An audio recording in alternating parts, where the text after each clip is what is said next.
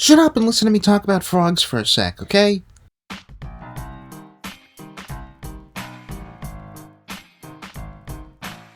God, I haven't done one of these in 10 months! Not gonna lie, I was gonna do an entirely different You Oughta Watch before eventually getting around to this, but at the time of this writing, it just got revealed that Amphibia and the Owl House are both coming back in like a month and a half, with Amphibia in particular dropping its final batch of episodes. There will probably never be a better time for me to do this one than right now, so everything else is getting pushed to the side at least till I've edited this. Give this video a like, share it around, and subscribe to the channel so the upending of my schedule is worth it, will ya?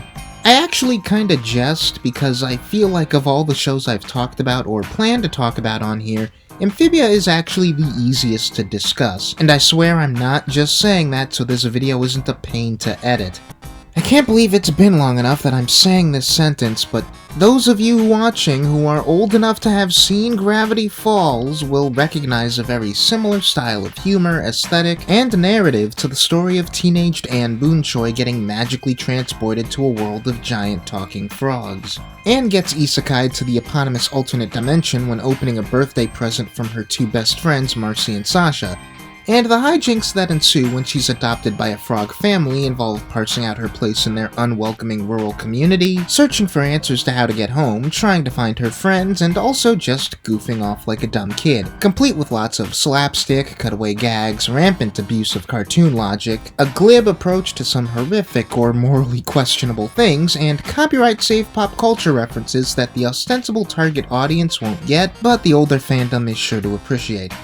Much like Gravity Falls had some fairly mindful things to say about family in amongst all its send-up shenanigans and conspiracies, Amphibia's most noteworthy intent as a kid show is its choice to center the idea of toxic friendship, as all of the most meaningful bits of story and character progression focus on Anne's codependency with her human besties, and how that shaped her flaws and misconceptions as well as the series of decisions that landed them in Amphibia in the first place. Even the world building is often about enhancing this triad relationship, with Amphibia itself being split into a species-based caste system that seems tailor-made to complement how the girls bounce off of each other. It's not a surprise given that setup that the voice actors for the three girls get the most to work with as performers, and while Brenda Song deserves endless kudos for providing the youthful insecurity and growing maturity that makes Anne's journey such an effective bedrock for the show, it's Anna Akana as Sasha who I think gets to display the most range. Not to suggest that any of the other voice actors are at all a slouch, everyone is plenty entertaining. And there's just something endlessly charming about Bill Farmer, Justin Felbinger, and Amanda Layton as our main frog family, who are just as much at the heart of the show as the girls.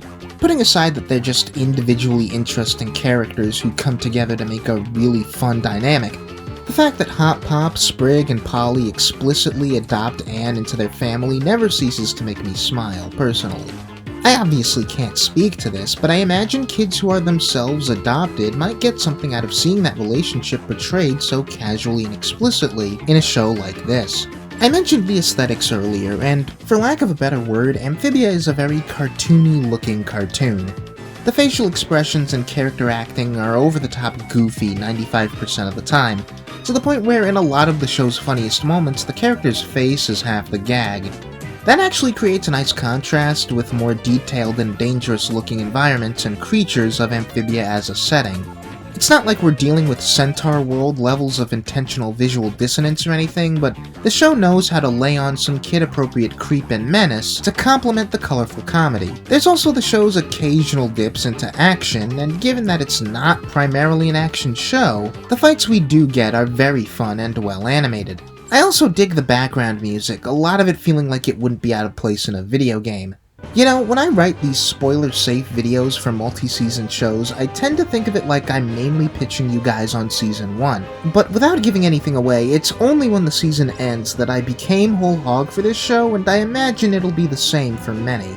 Season 1 is a great slice of frog life comedy, with bits of character drama, lore, and looming conflict dropped in to taste, but Season 2 introduces new locations, higher stakes, and a more consistent narrative momentum, some neat experimental episodes, even funnier jokes, and the most endearing character of all time! all setting the stage for an absolutely gut-punching, knife-twisting finale before Season 3 shakes things up with a massive status quo shift. I gotta admire that, you know, when a show feels like it's doing something a bit different and escalating with each season.